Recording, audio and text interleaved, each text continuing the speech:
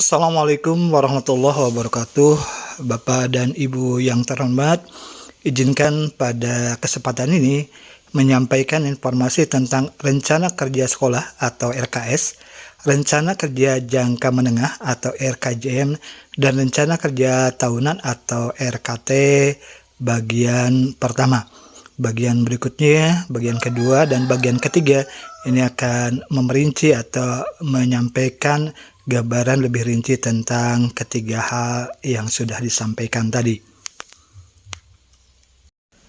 Peraturan Menteri Pendidikan Nasional Nomor 19 Tahun 2007 tentang standar pengelolaan menjelaskan bahwa Rencana Kerja Sekolah atau RKS terdiri atas Rencana Kerja Jangka Menengah atau RKJM yang menggambarkan tujuan yang akan dicapai sekolah dalam kurun waktu 4 tahun yang berkaitan dengan mutu lulusan, dan Rencana Kerja Tahunan atau RKT yang merupakan kegiatan sekolah selama 1 tahun yang tidak lepas dari RKJM.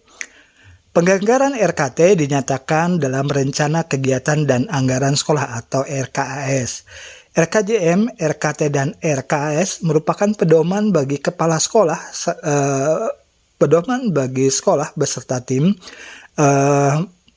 beserta tim pengembang sekolah dalam mengelola sekolah untuk selalu mengembangkan mutu pendidikan. Rencana Kerja Jangka Menengah atau RKJM adalah rencana kerja yang berisi tujuan, program, kegiatan, dan estimasi sumber daya untuk jangka waktu 4 tahun. Sedangkan RKT adalah program jangka pendek atau tahunan sebagai jabaran atau operasionalisasi RKJM atau Rencana Kerja Jangka Menengah. Rencana Kerja Jangka Menengah atau RKJM yang menggambarkan tujuan yang akan dicapai dalam kurun waktu 4 tahun yang berkaitan dengan mutu lulusan yang ingin dicapai dan perbaikan komponen yang mendukung peningkatan mutu lulusan. Rencana Kerja Tahunan atau RKT yang dinyatakan dalam Rencana Kegiatan dan Anggaran Sekolah atau RKS yang dilaksanakan berdasarkan Rencana Kerja Jangka Menengah atau RKJM. Tujuan dari penyusunan Rencana Kerja Sekolah atau RKS yang pertama, menjamin agar tujuan sekolah yang telah dirumuskan dapat dicapai dengan tingkat kepastian yang tinggi dan resiko yang kecil. Kedua, memberikan arah kerja yang jelas tentang pengembangan sekolah. Ketiga, acuan dalam mengidentifikasi dan mengajukan sumber daya pendidikan yang diperlukan dalam pengembangan sekolah. Keempat, menjamin keterkaitan dan konsistensi dan perencanaan, penganggaran, pelaksanaan, dan pengawasan. Kelima, mengoptimalkan partisipasi warga sekolah dan masyarakat. Yang keenam, menjamin tercapainya penggunaan sumber daya secara efisien, efektif, dan berkeadilan dan berkesinambungan. Fungsi dari Rencana Kerja Sekolah, bahwa Rencana Kerja Sekolah disusun bersama antara kepala sekolah dengan seluruh pemangku kepentingan dan warga sekolah. Adapun Rencana Kerja Sekolah atau RKS berfungsi sebagai berikut. A. Sebagai legitimasi. Rencana Kerja Sekolah disahkan oleh pihak-pihak yang berwenang yang menjadi dasar dan legitimasi sekolah untuk menjalankan seluruh program dan kegiatan. Rencana Kerja Sekolah dapat dikatakan sebagai dokumen perencanaan yang menjadi landasan bagi warga sekolah untuk menjalankan seluruh aktivitas sekolah. B. Fungsi berikutnya yaitu B. Pengarah. Rencana Kerja Sekolah akan menghasilkan upaya untuk meraih sesuatu dengan cara lebih terkoordinasi dan terarah sesuai dengan tujuan pendidikan. Sekolah yang tidak menyusun Rencana Kerja Sekolah atau RKS sangat mungkin mengalami konflik kepentingan, pemborosan sumber daya, dan ketidakberhasilan dalam pencapaian tujuan karena bagian-bagian dari organisasi bekerja secara sendiri-sendiri tanpa ada koordinasi yang jelas dan terarah. Fungsi berikutnya yaitu C. Meminimalisasi ketidakpastian. Pada dasarnya, segala sesuatu di dunia ini akan mengalami perubahan. Tidak ada yang tidak berubah kecuali perubahan itu sendiri. Perubahan seringkali sesuai dengan apa yang kita perkirakan. Akan tetapi tidak jarang di luar perkiraan kita sehingga menimbulkan ketidakpastian. Ketidakpastian inilah yang coba diminimalkan melalui penyusunan rencana kerja sekolah atau RKS. Berikutnya yaitu fungsi D, meminimalisasi pemborosan sumber daya. Rencana kerja sekolah juga berfungsi untuk meminimalisasikan pemborosan sumber daya. Rencana kerja sekolah disusun dengan baik akan memberikan gambaran tentang jumlah sumber daya yang diperlukan, bagaimana cara penggunaannya, dan untuk penggunaan apa saja sumber daya tersebut dimanfaatkan dapat diestimasi sebelum kegiatan dijalankan.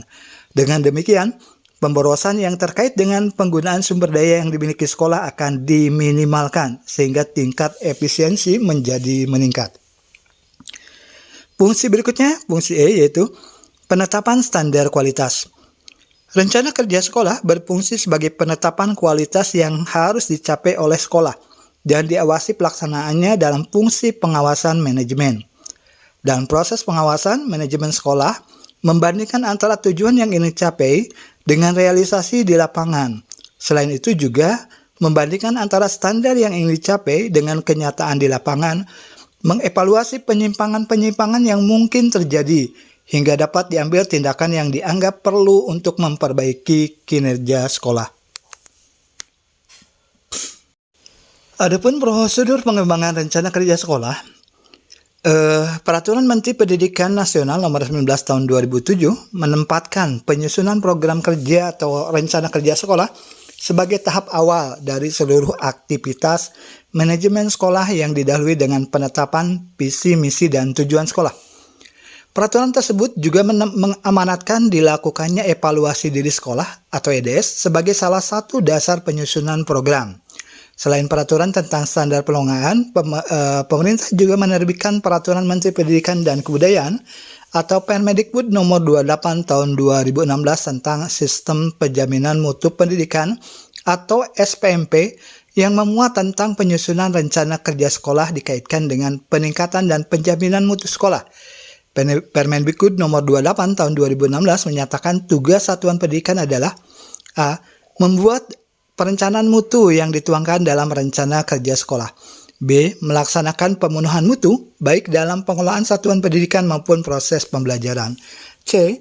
Membentuk tim penjaminan mutu pada satuan pendidikan. Dan D. Mengelola data mutu satuan pendidikan. Adapun tentang prosedur penyusunan rencana kerja sekolah adalah sebagai berikut. Yang pertama, penyusunan rencana kerja sekolah diawali dengan pelaksanaan evaluasi diri sekolah atau EDS atau melakukan pemetaan mutu berdasarkan rapot mutu atau berdasarkan hal lain yang bisa dilakukan sesuai dengan regulasi yang ada. Pelaksanaan evaluasi diri sekolah menggunakan instrumen yang diturunkan dari Regulasi tentang Standar Nasional Pendidikan atau SMP. Dari EDS, dari evaluasi diri sekolah dihasilkan peta mutu sekolah yang menggambarkan kondisi sekolah yang merupakan capaian standar nasional pendidikan sekolah. Peta mutu sekolah juga bisa dilihat dari rapor mutu sekolah. Yang perlu dicermati dengan penggunaan rapor mutu sekolah adalah proses pengisian instrumen dan proses entry instrumen pemetaan mutu pendidikan atau PNP di satuan pendidikan. Apabila proses pengisian dilakukan dengan baik, maka rapot mutu dapat menggambarkan kondisi sekolah saat instrumen tersebut diisi dan di-entry ke dalam aplikasi PMP. Apabila ada keraguan tentang rapot mutu sekolah, maka diperlukan validasi data yang ada di rapot mutu sekolah tersebut. Rapot mutu sekolah dapat diunduh pada alamat http://pnp.dikdasmen.kemendikbud.go.id/rapot-ng/index.php atau alamat laman sesuai dengan kebijakan Direktorat Jenderal Pendidikan Dasar dan Menengah Kementerian Pendidikan dan Kebudayaan. Peta mutu sekolah merupakan data awal yang menjadi salah satu pertimbangan penting dalam penyusunan rencana kerja sekolah. Kedua, Dari hasil evaluasi di sekolah, kemungkinan diperoleh berbagai kekurangan atau masalah pada masing-masing standar. Dari kekurangan atau masalah akan dibuat rekomendasi untuk perbaikan. Mengingat keterbatasan sumber daya, kumpulan rekomendasi yang jumlahnya cukup banyak kemudian dipilih dengan menggunakan skala prioritas. Kajian rapat mutu atau hasil EDS adalah temuan atau masalah pada standar kompetensi lulusan sebagai muara dari seluruh aktivitas sekolah. Kekurangan atau masalah pada standar kompetensi lulusan harus dianalisis untuk dicari akar masalahnya. Dan ada kemungkinan berhimpitan dengan masalah pada standar yang lain. Dengan demikian, program kerja dan kegiatan yang disusun dan dimuat dalam rencana kerja sekolah adalah hal-hal penting atau urgen yang mempunyai dampak signifikan terhadap peningkatan mutu sekolah. Ketiga, dalam rangka penjaminan mutu, selama proses pelaksanaan program dan kegiatan dilakukan monitoring secara internal oleh satuan pendidikan. Selain itu, pada akhir periode dilakukan evaluasi kegiatan dan hasilnya dibuat laporan sebagai salah satu bentuk akuntabilitas manajemen penyelenggaraan sekolah. Hasil evaluasi kegiatan digunakan sebagai peta mutu sekolah berikutnya. Dan hasil tersebut digunakan sebagai dasar penentuan standar kinerja dan selanjutnya digunakan sebagai dasar untuk menyusun rencana kerja berikutnya.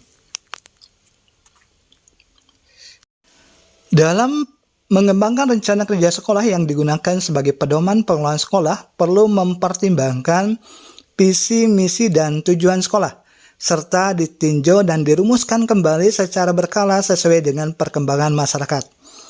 Pedoman pengelolaan sekolah meliputi 1. Kurikulum tingkat satuan pendidikan. 2. Kalender pendidikan atau kalender akademik. 3. Struktur organisasi sekolah. 4. Pembagian tugas di antara guru. 5. Pembagian tugas di antara tenaga kependidikan. 7. Peraturan akademik. 8. Tata tertib sekolah.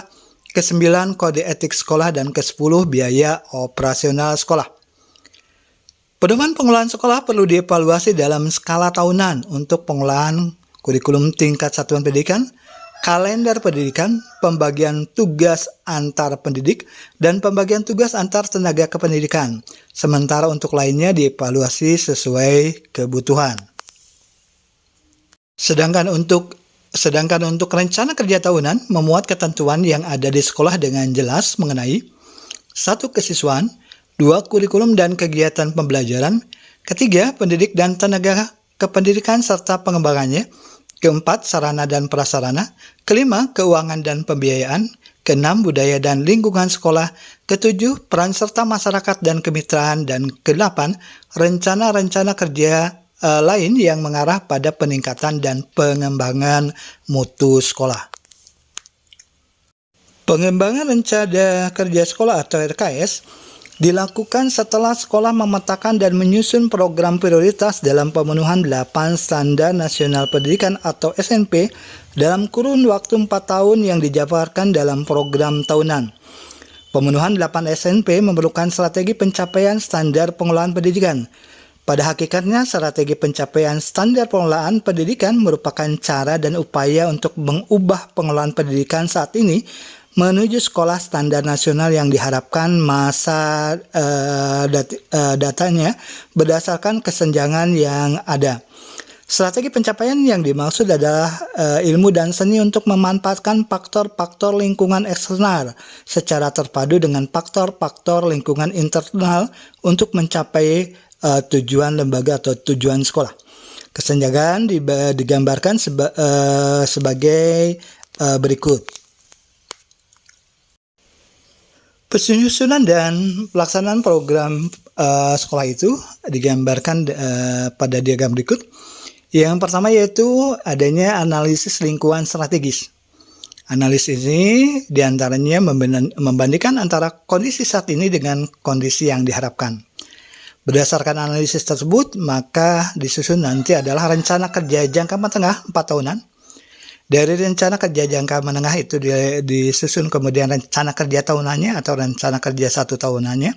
Kemudian rencana kerja 1 tahunan itu dilakukan pelaksananya atau dilaksanakan rencana kerja tersebut. Kemudian berikutnya dilakukan monitoring dan evaluasi. Kepala sekolah sebagai manajer sekolah mampu menentukan target capaian dan tonggak keberhasilan dalam melaksanakan rencana kerja sekolah, baik dalam rencana kerja jangka menengah atau RKJ 4 tahun maupun rencana kerja tahunan atau 1 tahun, sehingga pelaksanaan perencanaan program lebih operasional dan terukur pencapaiannya. Secara konkret, kepala sekolah menentukan tujuan atau sasaran 1 tahunan dan 4 tahun ke depan dalam program rencana kerja menengah dan rencana kegiatan dan anggaran sekolah, sekaligus merumuskan tonggak keberhasilan dan output yang akan dihasilkan, baik yang bersifat kuantitatif maupun kualitatif dan strategi pencapaiannya. Adapun tentang pengembangan dokumen rencana kerja sekolah, rencana kerja sekolah atau RKS adalah dokumen penting yang digunakan sebagai salah satu pedoman sekolah. Oleh karena itu, rencana kerja sekolah harus memuat hal-hal penting yang dapat memberikan gambaran secara menyeluruh terhadap kebutuhan pengembangan sekolah. Sekolah dapat menetapkan standar mutu baru di atas standar nasional pendidikan apabila seluruh standar dalam standar nasional pendidikan telah terpenuhi. Acuan utama rencana kerja sekolah adalah pengembangan sekolah berdasarkan 8 standar nasional pendidikan. Sebagaimana diuraikan tersebut, rencana kerja sekolah berupa rencana kerja jangka menengah dan rencana kerja tahunan. Rencana kerja jangka menengah yang baik minimal memenuhi komponen sebagai berikut. Yang pertama, analisis lingkungan strategis.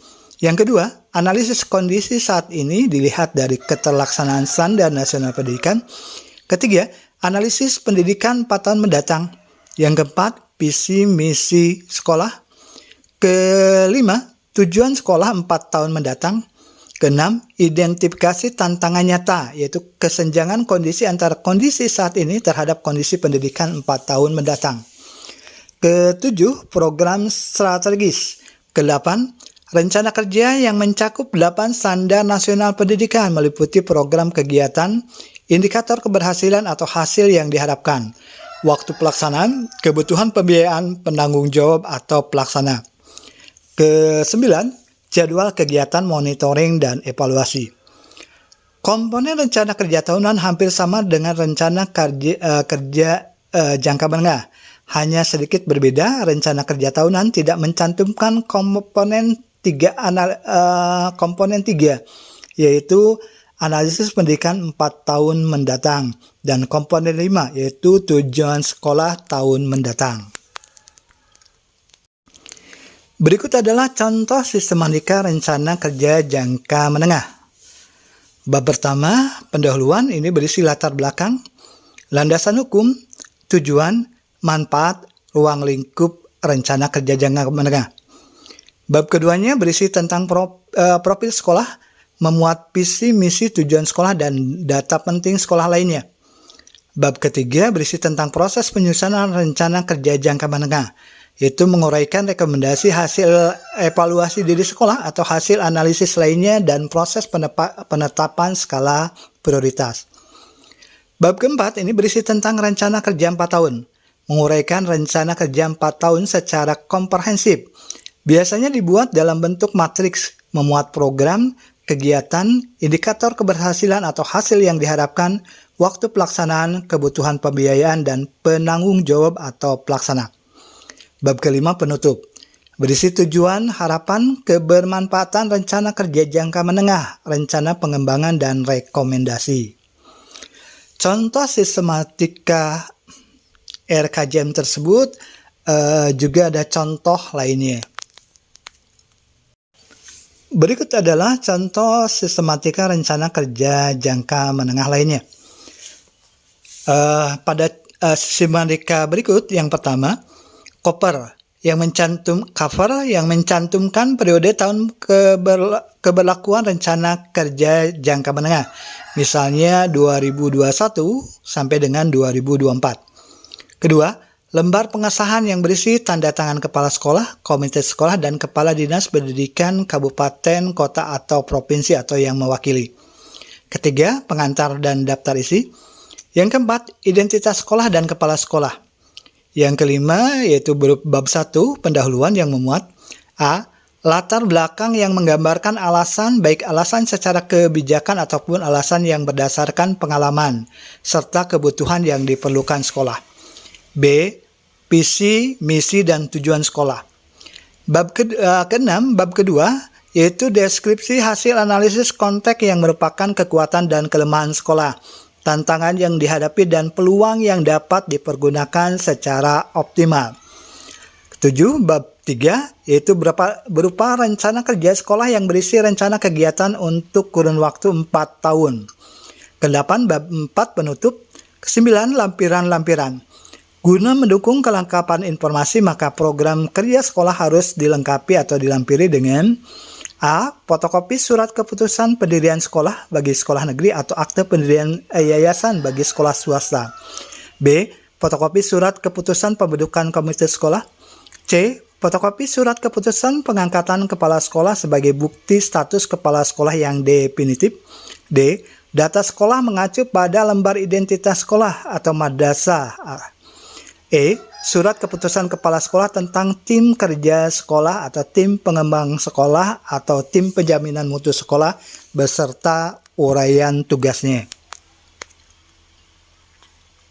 Berikut adalah contoh sistematika rencana kerja tahunan sebagai jabaran dari rencana kerja jangka menengah. Bab 1 pendahuluan yang berisi A. Latar belakang, B. Landasan hukum, C. Tujuan, D. Manfaat, dan E. Ruang lingkup rencana kerja tahunan. Bab kedua berisi profil sekolah, memuat visi misi tujuan sekolah dan data penting sekolah lainnya. Bab ketiga rencana kerja tahunan berjalan, menguraikan rencana kerja 1 tahun mencakup seluruh standar dalam Standar Nasional Pendidikan. Biasanya dibuat dalam bentuk matriks, berisi program, kegiatan, indikator keberhasilan atau hasil yang diharapkan, waktu pelaksanaan, kebutuhan pembiayaan, dan penanggung jawab atau pelaksana. Bab keempat penutup, berisi tujuan, harapan, kebermanfaatan, rencana kerja tahunan, rencana pengembangan, dan rekomendasi. Bapak dan Ibu yang terhormat, berikutnya adalah contoh sistematika rencana kegiatan dan anggaran sekolah. Rencana kegiatan dan anggaran sekolah merupakan program kerja operasional dalam 1 tahun berjalan dan merupakan bagian dari rencana kerja jangka menengah. Untuk menyusun rencana kegiatan anggaran sekolah dapat digunakan sistematika sebagai berikut. Pertama, cover yang mencantumkan tahun keberlakuan rencana kegiatan anggaran sekolah, misalnya tahun 2021, dan cantumkan pula untuk tahun keberapa mengacu kepada periode keberlakuan rencana kerja jangka menengahnya. Yang kedua, lembar pengesahan yang berisi tanda tangan kepala sekolah, komunitas sekolah, dan kepala dinas pendidikan kabupaten, kota, atau provinsi, atau yang mewakili. Ketiga, kata pengantar dan daftar isi. Keempat, identitas sekolah dan kepala sekolah. Kelima, bab 1 pendahuluan yang memuat A. Latar belakang yang menggambarkan alasan, baik alasan secara kebijakan atau alasan yang berdasarkan pengalaman serta kebutuhan yang diperlukan sekolah. B. Visi, misi, dan tujuan sekolah dan sasaran sekolah. Keenam, bab kedua berisi deskripsi hasil analisis konteks yang menggambarkan kesenjangan antara kondisi saat ini dengan kondisi yang ingin dicapai dalam kurun waktu 1 tahun. Ketujuh, bab ketiga, rencana kegiatan dan anggaran sekolah untuk 1 tahun dengan substansinya, yaitu aspek dan uraian kegiatan, tanggal pelaksanaan, unsur yang terlibat, tujuan kegiatan, hasil kegiatan, dan sumber dana. Bab keempat penutup, kemudian kesembilannya yaitu lampiran-lampiran. Guna mendukung kelengkapan informasi, maka program kerja sekolah harus dilengkapi atau dilampiri dengan A. Fotokopi surat keputusan pendirian sekolah bagi sekolah negeri atau akte pendirian yayasan bagi sekolah swasta. B. Fotokopi surat keputusan pembentukan komite sekolah. C. Fotokopi surat keputusan pengangkatan kepala sekolah sebagai bukti status kepala sekolah yang definitif. D. Data sekolah mengacu pada lembar identitas sekolah atau madrasah. E. Surat keputusan kepala sekolah tentang tim kerja sekolah atau tim pengembang sekolah atau tim penjamin mutu sekolah. F. Hasil analisis konteks.